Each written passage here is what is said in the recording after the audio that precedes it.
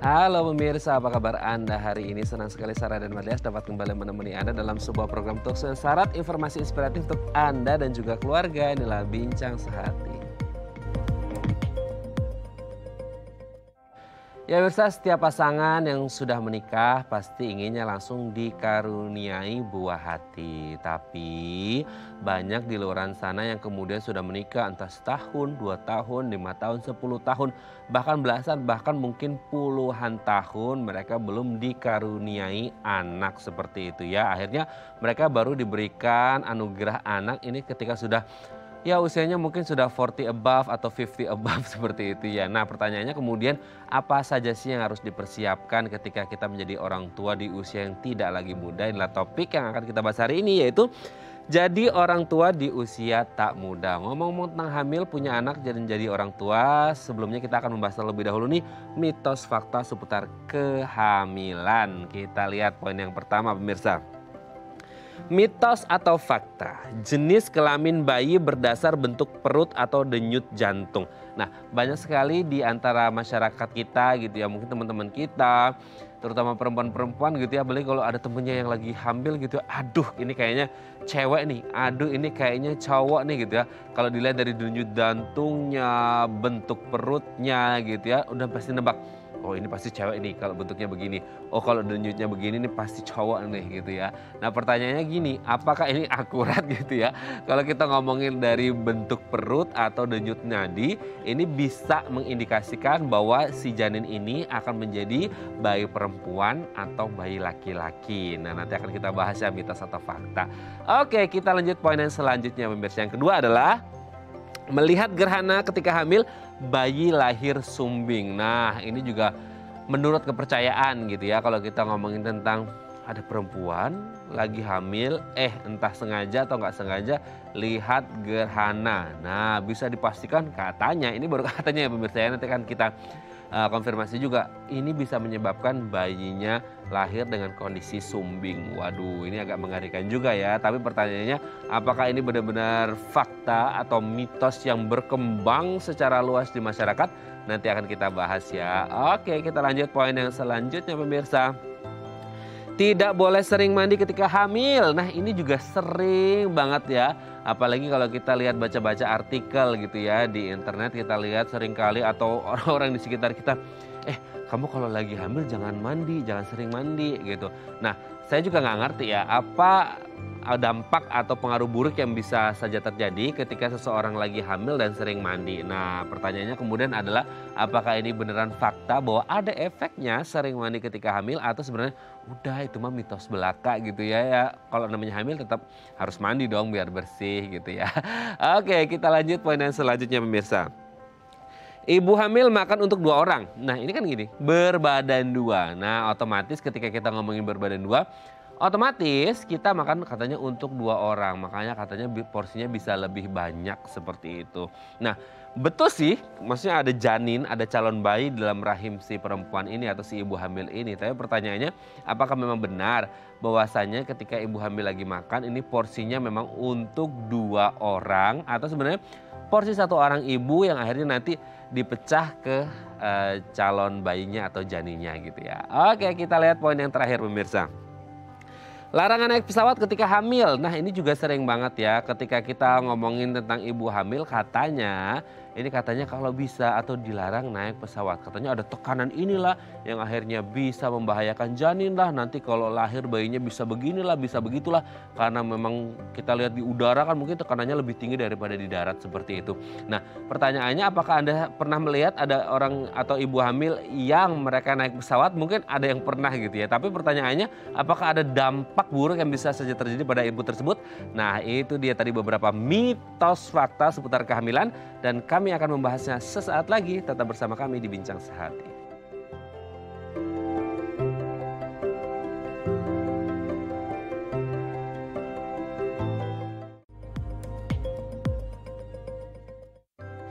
Baik, Anda masih bersama kami di Bincang Sehati. Tadi di segmen sebelumnya pemirsa kita sudah membahas seputar mitos fakta seputar kehamilan. Ada banyak yang beredar di masyarakat kita, tapi pertanyaannya itu fakta beneran atau mitos? Nah, untuk membahasnya ini telah tersambung bersama kami di sambungan Zoom dengan Dr. Reza Adisatria SPOG, spesialis obstetri dan ginekologi dari Maja Klinik Fertilitas Endokrin Reproduksi. Selamat pagi Dr. Reza, apa kabar? Selamat pagi.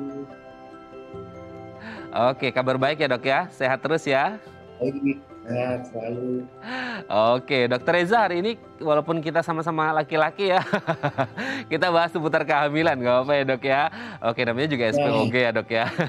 Oke, dok, kita akan membahas mitos fakta seputar kehamilan yang mungkin sudah beredar luas di masyarakat dan harus diluruskan nih oleh Dokter Reza gitu ya. Apakah ini betulan fakta atau mitos belaka yang tidak harus dipercayai dan harus di stop karena ini tidak benar gitu ya dok ya. Oke, Dokter Reza, kita lihat yang pertama dok.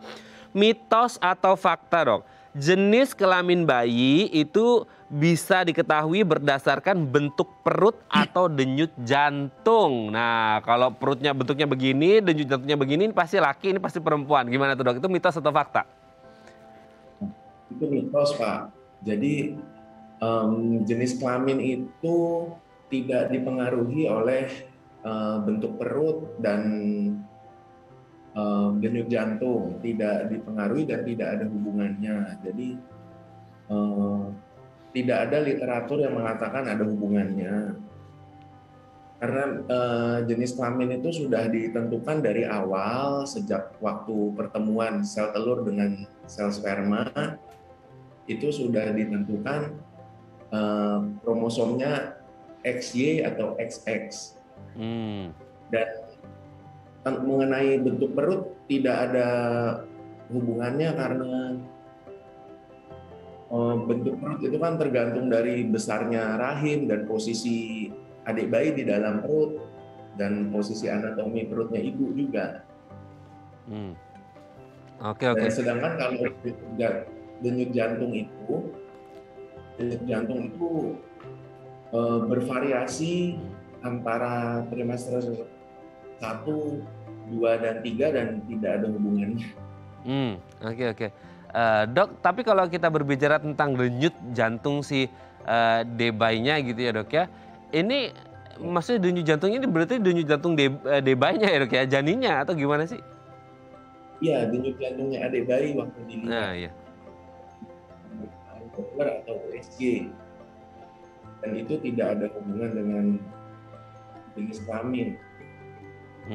Oke ya. Jadi tidak ada hubungannya antara denyut jantung sama bentuk perutnya ya, karena sudah ditentukan dari awal itu XY atau XX gitu ya dok ya.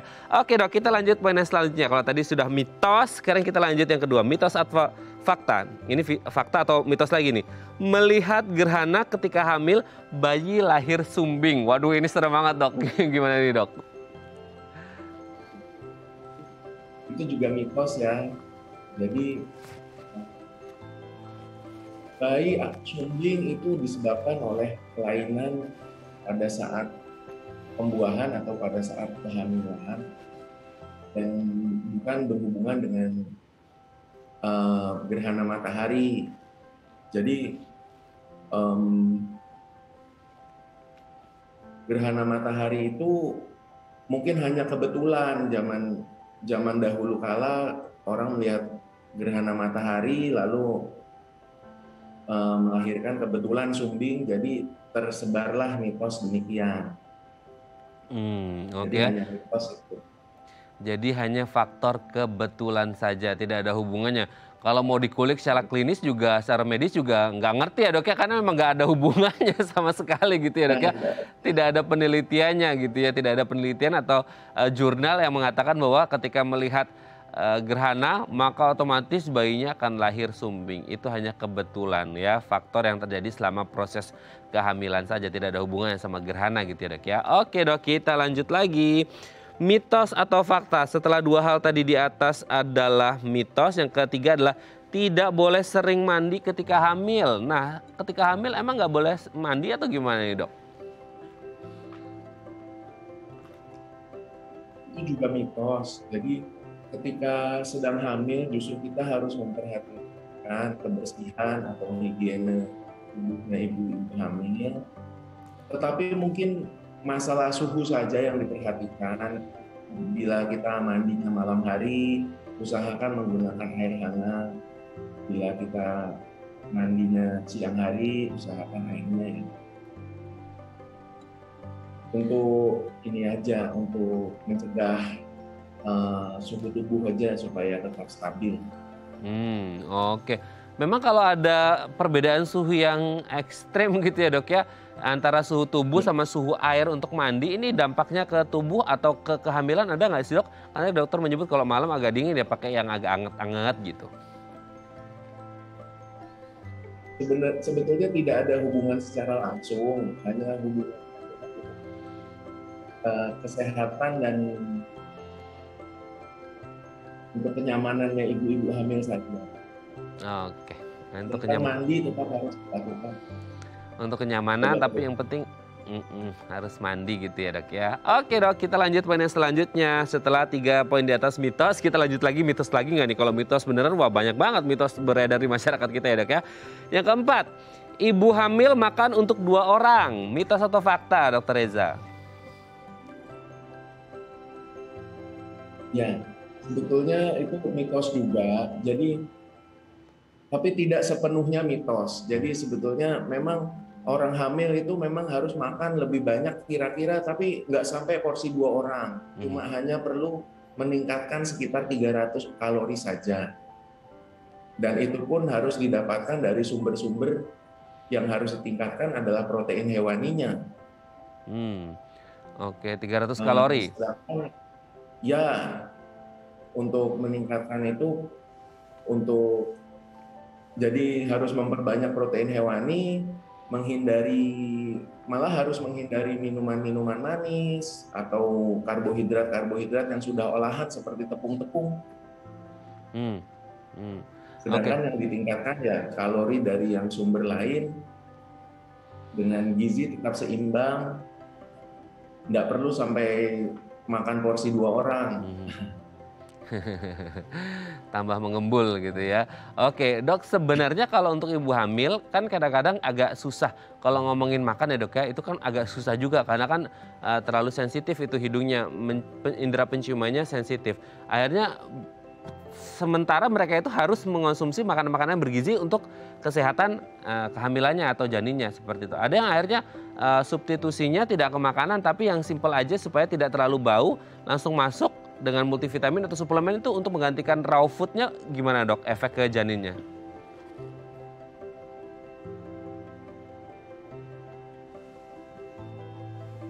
Sebetulnya tidak boleh demikian. Ada beberapa tips dan trik untuk mengakali mual muntah yang berlebihan atau indera penciuman yang meningkat sensitivitasnya dengan cara ya memang yang pertama makan harus sedikit-sedikit tapi sering dengan tetap memperhatikan prioritas utama yaitu protein hewani, yang kedua sayuran, yang ketiga buah-buahan, yang keempat baru karbohidratnya.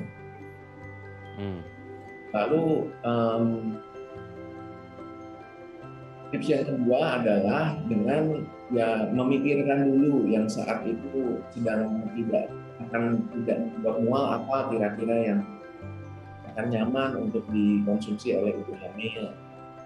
Lalu yang ketiga adalah ya memang ibu hamil harus memaksakan diri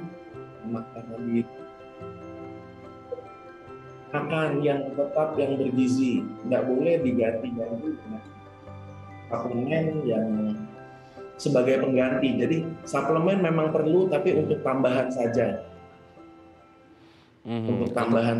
dan tips yang keempat ya kunjungi dokter kandungan supaya dapat diberikan obat-obat anti mual atau yang dapat mengurangi rasa mualnya sehingga bisa makan dengan lebih baik. Oke ya dok ya. Oke. Ada antara mitos atau fakta juga kalau ngomongin makan untuk 2 orang ya dok, tapi tidak 2 orang gitu ya. Oke, yang terakhir dok, mitos atau fakta larangan naik pesawat ketika hamil, ada efeknya nggak sih dok sebenarnya kalau lagi hamil terus naik pesawat dok?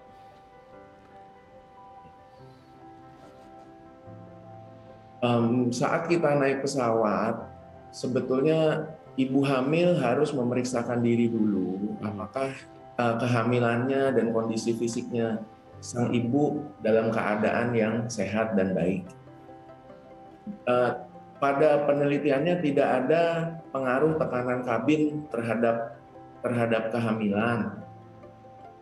Hanya disarankan bila berpergian dalam jangka waktu lama, mungkin ibu hamil dapat jalan di lorong pada saat sudah boleh jalan supaya mencegah penyumbatan pembuluh darah di kakinya. Lain-lainnya boleh saja, asal dengan syarat ibu dalam kondisi baik. Apalagi kalau untuk international flight ya dok ya, yang bisa mungkin langsung, apalagi yang direct flight gitu ya, tanpa ada transit seperti itu ya dok ya. Oke, itu dia tadi mitos fakta seputar kehamilan. Terima kasih Dr. Reza Adi Satria SPOG, spesialis obstetri dan ginekologi dari Maja Klinik Fertilitas Endokrin Reproduksi, sudah berbagi bersama kami pagi hari ini. Ini menjadi pencerahan untuk kita semuanya. Terima kasih Dr. Reza, sehat selalu, salam untuk keluarga di rumah dan juga teman-teman di klinik. Terima kasih dok, selamat pagi. Baik, pemirsa, selanjutnya kita akan membahas tema kita hari ini. Bagi Anda yang memiliki pertanyaan seputar tema kita hari ini, Anda bisa menghubungi kami di nomor 021 290 3264 atau DM Instagram kami di @bincangsaatidayatv. Kami akan segera kembali.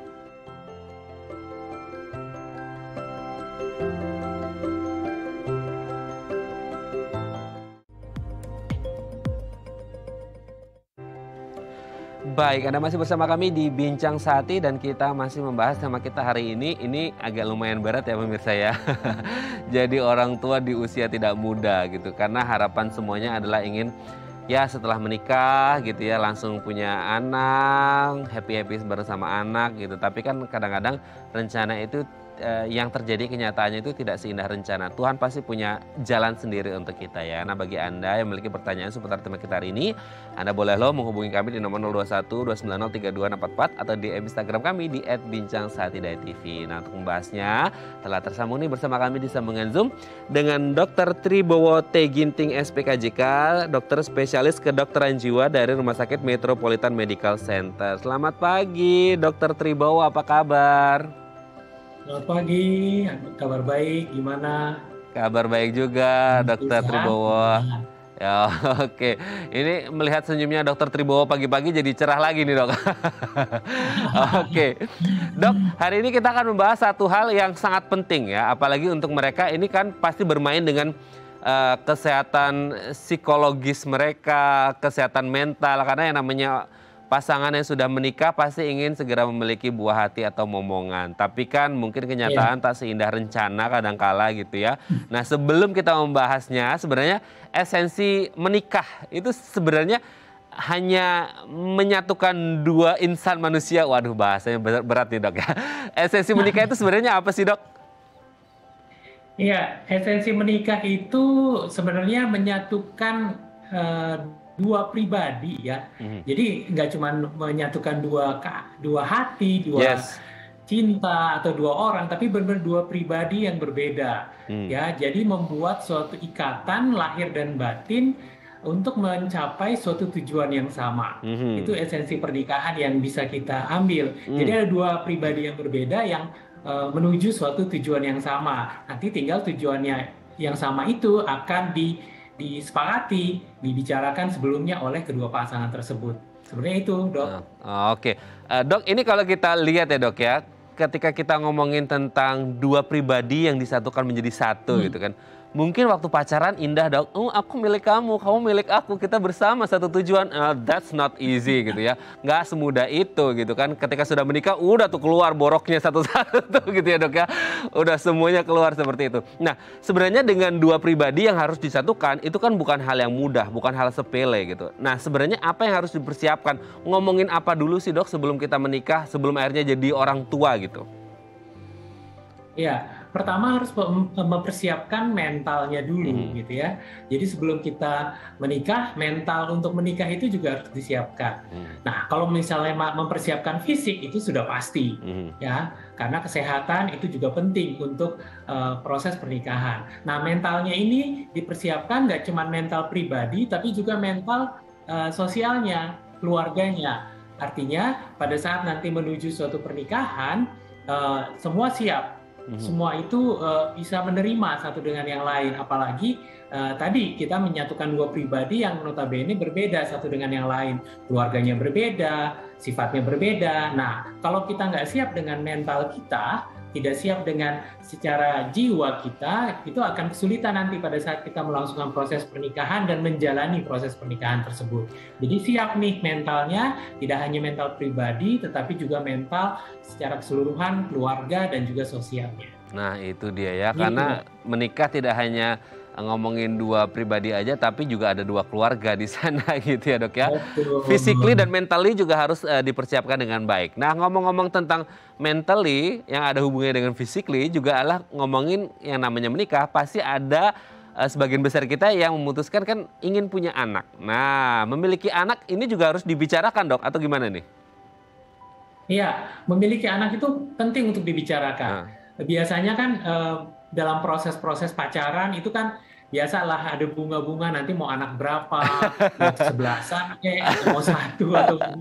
Nah itu kan sebenarnya dibicarakan di situ. Nah pembicaraan ini penting sekali karena apa? Karena akan mempersiapkan banyak hal juga. Satu, mental si ibu dan juga mental si ayah dalam menjalani proses-proses sebagai orang tua. Kemudian proses keuangan. Ya, bagaimana nanti membesarkan anak, bagaimana nanti membuat anak ini, mendidik anak ini menjadi seseorang yang berguna dan menjadi sukses. Nah, itu benar-benar harus dibicarakan. Apalagi dalam situasi sekarang ya, tidak mudah untuk membesarkan anak dengan situasi misalnya pandemi sekarang atau situasi ekonomi. Jadi penting untuk dibicarakan. Ada orang yang pasangan orang tua yang mungkin sepakat nih, misalnya pada saat menikah langsung program untuk punya anak, itu ada. Tapi ada juga yang satu pengen cepat punya anak, satu pengen menunda dulu. Misalnya si ibu pengennya berkarir dulu. Saya kan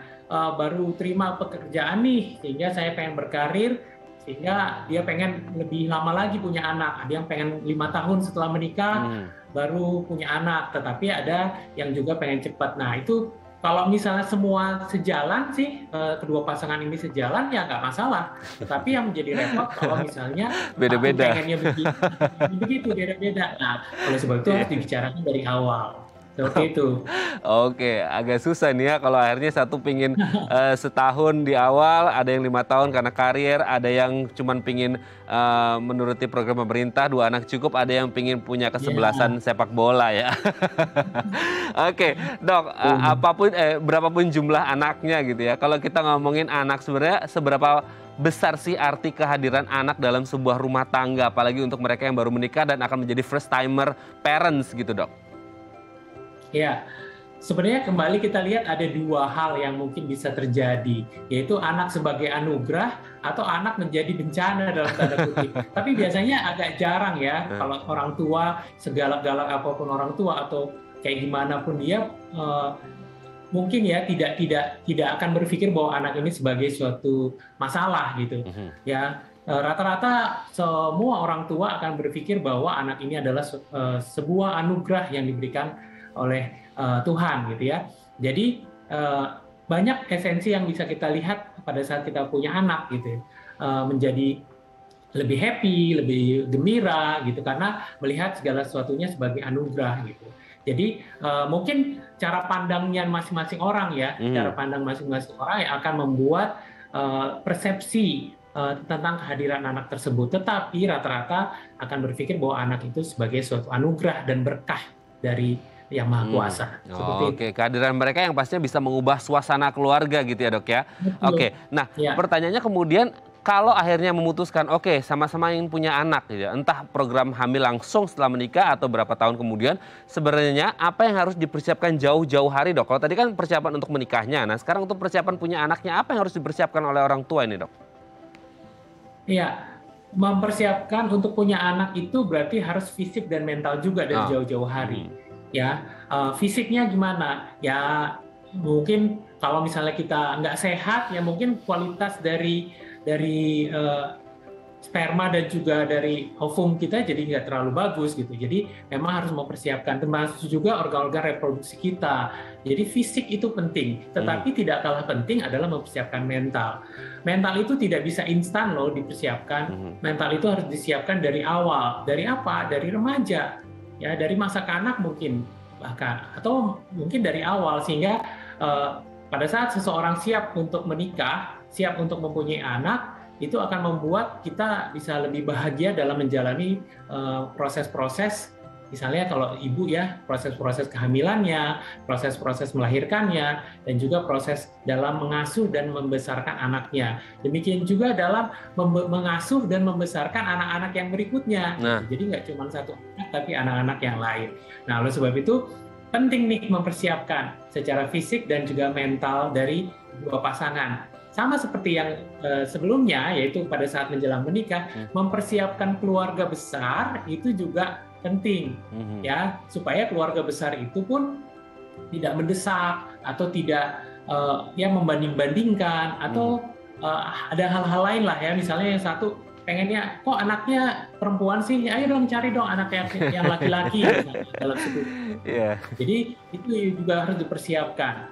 Ya, kok anaknya cuma 2, saya pengen anaknya 3 misalnya kata ibunya. Atau kalau 2 cuma sepi, harus 4, harus 5 gitu. Ya, jadi itu yang perlu dipersiapkan. Jadi nggak cuma fisik, mental, dan juga kembali keluarga juga perlu dipersiapkan sehingga bisa sama-sama mempunyai tujuan, yaitu anak dan membesarkan anak dengan baik. Oke, fisik dan mental. Kalau materi gitu dok, ini kan menjadi hal yang juga harus diperhatikan atau enggak ya dok? Nanti akan kita bahas di segmen selanjutnya, dan bagaimana ketika akhirnya dikasih anaknya tapi di usia yang sudah tidak lagi muda gitu, dimana udah was-was duluan gitu. Nanti akan kita bahas di segmen selanjutnya ya dok ya. Baik pemirsa, bagi Anda yang memiliki pertanyaan seputar tema kita hari ini, Anda bisa menghubungi kami di nomor 021 290 3244 atau DM Instagram kami di @bincangsahaTV. Kami akan segera kembali.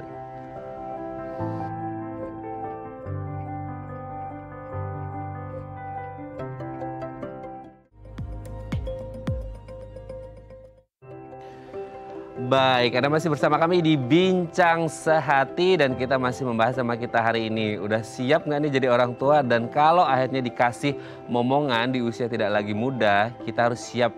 Siapnya gimana caranya? Nah, ini yang kita bahas ya. Bagi Anda yang memiliki pertanyaan seputar tema kita hari ini, Anda bisa menghubungi kami di nomor 021 290 3244 atau DM Instagram kami di @bincangsahaTV. Masih bersama dengan Dr. Tribowo T. Ginting SPKJK, dokter spesialis kedokteran jiwa dari Rumah Sakit Metropolitan Medical Center. Dokter Tribowo, kita lanjut lagi dok.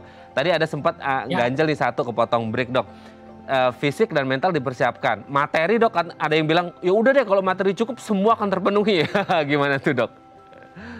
Ya, nggak salah sih, nggak salah. Materi itu penting, penting banget ya. Dalam membesarkan anak ya perlu materi, ekonomi ya. Tetapi tidak kalah penting itu adalah kasih sayang, perhatian. Ya, jadi tidak hanya satu, tetapi suatu paket. Nah, kalau kita bilang paket menjadi orang tua adalah mempersiapkan materi, mempersiapkan mental, dan juga memberikan kasih sayang, perhatian kepada anak. Ya, jadi memberikan secara emosional juga gitu. Ya, jadi nggak cukup hanya materi saja, walaupun itu penting, ya. Tetapi perlu juga memberikan kasih sayang dan perhatian dan memberikan secara emosional kepada anak. Itu dia ya, karena anak tidak hanya butuh materi tapi juga kasih sayang orang tuanya. Oke, Dokter Tribowo, sebelum lanjut ini ada DM Instagram dari pemirsa, aku bacakan ya dok ya. Wah, ini agak panjang nih dok. Dari Ibu Rianti ya. Dok, kakak perempuan saya usia 41 tahun. Dan sudah menikah 12 tahun, tapi baru dikasih hamil sekarang. Oh, alhamdulillah ya. Usia kehamilan udah 7 bulan. Awal hamil senang, tapi belakangan suka murung karena takut. Pas saya tanya takut apa, dia bilang takut dengan persalinan di usia yang lagi nggak muda lagi, takut ketuaan ngerawat anak dan lain-lain gitu. Nah, saya takut itu pengaruh ke kehamilannya. Apa yang harus kami lakukan sebagai keluarga nih dok? Oke, ini awalnya senang tapi lama-lama malah khawatir nih. Gimana nih dok? Ya, jadi memang itulah yang kadang-kadang dialami atau dihadapi oleh seorang calon ibu di usia yang sudah bertambah ya, dia mungkin di atas 40 atau mungkin di atas 35. Kadang-kadang itu membuat kita khawatir, happy di awal karena akhirnya terwujud juga nih saya punya anak, tetapi berikutnya menjadi rasa takut, rasa cemas, was-was menjelang proses melahirkan, terus gimana caranya nanti merawat karena usia sudah tidak muda lagi. Nah, sebagai keluarga kita pertama harus memberikan dukungan dan juga mendengarkan apa yang mereka keluhkan. Jadi kadang-kadang kita tidak perlu menjadi seorang komentator atau menjadi suatu penasehat gitu ya, seorang penasehat, tetapi pendengar yang baik. Kadangkala mereka itu hanya memerlukan seseorang untuk ventilasi, artinya untuk mengeluarkan curhatannya. Ya, jadi pada saat dia berkeluh kesah, kita mendengarkan saja. Mendengarkan, kalau misalnya memang mereka membutuhkan suatu advice atau nasihat, ya baru kita memberikan nasihat bahwa saat ini kondisi sudah berbeda dengan zaman dulu, proses melahirkan itu bisa dilakukan dengan cara-cara yang lebih baik, gitu ya, keselamatan ibu dan anak juga bisa dilakukan, dan penting sekali adalah berkonsultasi bagaimana proses kehamilan ini dan juga proses melahirkan di usia yang sudah berumur. Gitu ya, sehingga nanti bisa diberikan pilihan oleh dokter obsginnya atau dokter kebidanannya untuk melahirkan dengan cara. Kalau misalnya ternyata ini adalah kehamilan yang berisiko, artinya berisiko sedang atau tinggi, mungkin nanti akan ada pilihan melahirkan yang bisa aman untuk ibu dan juga anak. Nah, jadi kita sebagai keluarga kita dukung tetap, memberikan support, menjadi pendengar yang baik, menjadi seorang penasehat, tetapi kalau diperlukan, artinya kita tidak melulu memberikan nasihat, karena kadang-kadang nasihat itu bisa membuat seorang menjadi lebih stres. Nah, kalau misalnya ternyata lebih stres, maka itu akan mempengaruhi kondisi mental ibu dan juga kondisi mental dari janinnya gitu.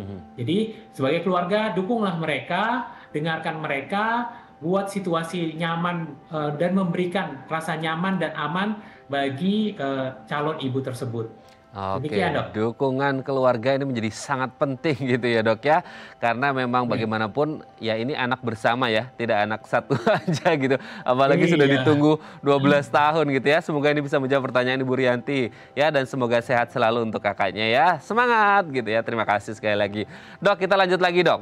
Ini ada hubungannya juga nih dengan pertanyaannya Ibu Rianti barusan. Ini kalau akhirnya sudah menikah, sudah berapa tahun, bahkan mungkin lebih dari 10 tahun menunggu, akhirnya belum dikasih-kasih juga, padahal dua-duanya sama-sama subur, tidak ada masalah gitu. Tapi kan lagi-lagi ini anugerah dari Tuhan yang kita nggak bisa memaksa, tapi sedikasihnya seperti itu. Nah, ketika akhirnya sudah bertahun-tahun lamanya menikah, belum dikasih momongan juga, ini sebenarnya bisa pengaruh ke kondisi psikologis si pasangan ini atau terkhusus ke si calon ibu ini nggak sih dok sebenarnya? Ya, betul sekali. Ini akan mempengaruhi kondisi psikologis dari keduanya. Tidak hanya ibu, tetapi juga calon bapak. Artinya ada sesuatu yang diharapkan, tetapi tidak terwujud. Ada sesuatu yang diharapkan, tetapi tidak sesuai dengan kenyataan yang ada. Nah, itu akan menimbulkan konflik pada diri seseorang. Seorang ibu menginginkan segera punya anak, seorang ayah ingin segera punya anak, tetapi ternyata keinginan itu belum terwujud. Itu akan menimbulkan suatu konflik dalam diri. Nah, konflik dalam diri itu bisa menimbulkan suatu stres atau tekanan tidak hanya pada ibu, tetapi juga pada suaminya atau pada ayah. Dan itu akan menimbulkan masalah-masalah berikutnya, karena stres itu menjadi suatu hal yang awal. Nah, tapi kalau misalnya seseorang itu mampu untuk mengelola stres itu menjadi stres yang normal, yaitu disebut eustress. Tapi kalau stresnya tidak bisa dikelola dengan baik, itu namanya menjadi distress. Nah, distress itu menjadi suatu akar untuk menjadi atau bakal atau bibit untuk timbul masalah-masalah kejiwaan di kemudian hari.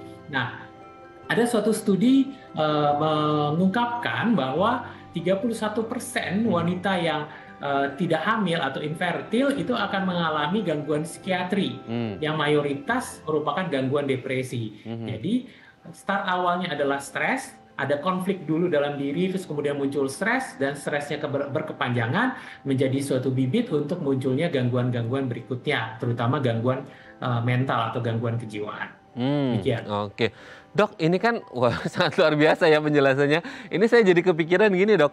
Kan akhirnya ketika kita makhluk sosial, otomatis kita bergabung di lingkungan masyarakat. Nah, ketika sudahlah stres ya, kondisi psikologis karena belum dikasih momongan, pas ketemu katakan di hari raya gitu ya, ketemu nih apa temennya, ih kapan hamilnya, kapan punya anak, itu kan social pressure banget ya Dok ya, yang akhirnya malah nambah stres lagi, depresi lagi. Tadi ya 31% infertile yang akhirnya stres gitu kan. Nah ini kan bisa mempengaruhi kondisi psikologis, stres bahkan depresi, dan akhirnya pun ini membuat kondisi yang tidak sehat dan akhirnya hamil juga mungkin programnya menjadi lebih berat lagi. Gimana nih Dok?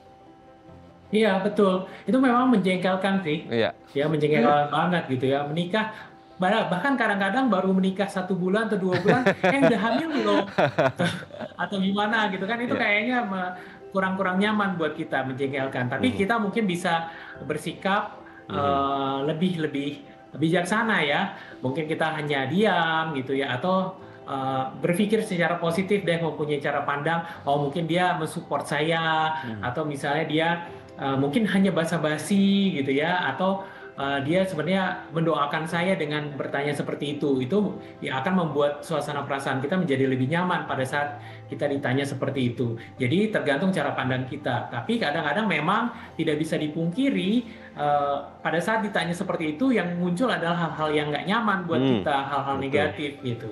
Tapi ya di sini kita belajar supaya bisa mengubah cara pandang kita pada saat kita ketemu hal-hal yang tidak menyenangkan buat kita dengan cara pandang yang lebih positif sehingga membuat hati kita menjadi lebih baik. Nah, dan ini kalau misalnya makin jengkel, makin kesel, makin stres dan lain-lain, itu bisa menyebabkan bertambah nih gangguan dalam diri kita, seperti tadi gangguan mental, tetapi juga akhirnya memengaruhi kondisi kesuburan dari seseorang, karena itu kan berkaitan ya antara stres, keluar hormon-hormon yang tidak baik seperti hormon kortisol yang akhirnya memengaruhi organ reproduksi kita, tidak hanya langsung dengan organ reproduksi tetapi juga memengaruhi sel-sel yang dikeluarkan, misalnya sel telur dan juga sel sperma, sehingga akhirnya membuat tingkat kesuburan dari seseorang menjadi menurun pada saat kondisi stres tersebut. Jadi bisa dibayangkan, belum punya anak, stres, terus kemudian ada kata-kata dari keluarga atau dari orang-orang terdekat, saat ketemu makin bertambah stres dan akhirnya menjadi suatu lingkaran setan. Ya, tidak subur menyebabkan stres, kemudian stres menyebabkan tidak subur. Jadi terus saja berputar seperti itu. Dan akhirnya keluar sungut ya Dok ya. Iya. Gitu. Oke, Dok, kalaupun akhirnya Tuhan memberikan anugerah gitu ya, rezeki titipan berupa anak, tapi di usia yang sudah tidak lagi muda ya, mau nggak mau kan harus disyukuri karena ini anugerah gitu. Tapi kan banyak yang khawatir juga kan, seperti kasus di DM tadi dan kasus-kasus yang kita bahas. Sebenarnya apa sih Dok yang harus dipersiapkan terutama untuk kondisi psikologis seseorang yang akhirnya punya anak tapi di usia sudah tidak lagi muda? Apa yang harus dipersiapkan secara mental ini terutama Dok? Iya, sebenarnya penting untuk mempersiapkan mental dengan intervensi psikologis ya. Kalau misalnya kita pertama harus mengenali diri kita sendiri dulu. Pada saat kita mengenal bahwa ini kayaknya saya gampang stres nih, apa-apa kepikiran, apa-apa membuat saya menjadi cemas, gelisah, nggak bisa tidur. Nah, itu harus dikenali. Kedua, kalau misalnya muncul gejala-gejala yang mengarah ke sana, misalnya udah mulai sering tidak bisa tidur atau jantung berdebar-debar, mulai seperti bingung. Nah, itu mungkin juga perlu dikenali, mungkin ini adalah salah satu tanda-tanda stres, gitu ya. Dan kalau orang dengan kehamilan risiko tinggi di atas 40 tahun, ya kita anggaplah sebagai risiko tinggi, itu harus banyak dipersiapkan seperti tadi. Satu, mengelola stresnya. Ya, dengan cara mengenali dulu stresnya, terus kemudian mengatasi dan memberikan solusi dari stresnya tersebut. Terus kedua, salah satu solusinya adalah tetap beraktivitas. Ya, pada saat seorang bengong, itu cenderung akhirnya banyak banget pikiran. Betul. Cenderung banyak memikirkan sesuatu, termasuk hal-hal yang belum terjadi udah dipikirkan. Gitu. Jadi bertambah cemas. Oleh sebab itu, alihkan dengan cara beraktivitas. Beraktivitas nggak selalu harus lari gitu ya, tetapi kegiatan-kegiatan yang bisa dilakukan, dibikinlah list kegiatan yang bisa dilakukan sehingga kita bisa mengalihkan pikiran-pikiran kita dengan aktivitas. Kemudian juga penting secara mental untuk menghentikan kebiasaan-kebiasaan buruk, ya, misalnya merokok Kadang-kadang kan kerokok akan membuat kita menjadi lebih tenang tuh. Nah, itu juga harus dihindari dan dihentikan, terutama minum alkohol. Kalau bisa kafein atau kopi juga dikurangi gitu ya, sehingga akhirnya membuat kita menjadi lebih sehat, secara mental kita menjadi lebih baik, dan penting melakukan intervensi psikologis ya kalau misalnya kondisi-kondisi semakin berat dan kalau misalnya sudah melakukan cara-cara tersebut tidak berhasil. Seperti itu. Oke, sangat luar biasa dan bijak ini ya. Bagi para orang tua yang baru dapat momongan, ini dengerin yang disampaikan oleh Dr. Tribowo, ini jadi tenang dan damai. Wah, sangat luar biasa. Dok, nanti di segmen terakhir kita akan membahas, Dok, kalau tadi sudah persiapannya, nanti kita akan belajar gimana caranya menjadi orang tua yang baik dan positif bagi anak dan juga keluarga kalau kita lihat dari sisi mentalnya atau kondisi kesehatan psikologisnya gitu ya, Dok. Nanti akan kita bahas di segmen selanjutnya. Baik pemirsa, bagi Anda yang memiliki pertanyaan seputar tema kita hari ini, Anda bisa menghubungi kami di nomor 021 290 3244 atau DM Instagram kami di @bincangsaatidayatv. Kami akan segera kembali.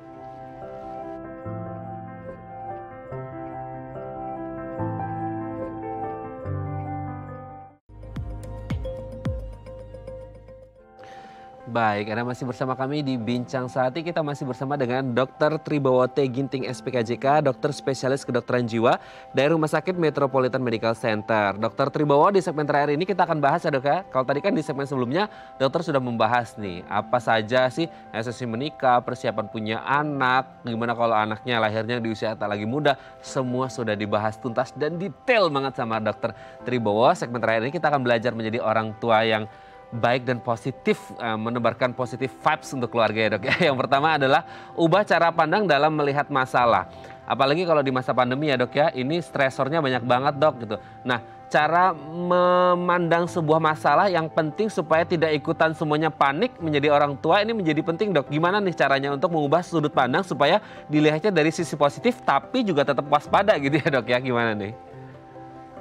Ya, terima kasih. Jadi sebenarnya melihat itu sudut pandangnya positif, ya itu perlu latihan sih sebenarnya. Ya, kadang-kadang terlalu positif juga nggak bagus. Betul. Artinya kita melihat segala sesuatu kayak misalnya kita nyebrang jalan nih, ini saya nggak akan ketabrak kok, saya santai aja. Itu kan positif ya. Tapi kan sebenarnya kita harus hati-hati, ya rasional. Nah, bagaimana cara mengubah cara pandang? Bisa dengan cara misalnya kita merefleksikan dulu apa sih yang terjadi dalam diri kita sebelumnya.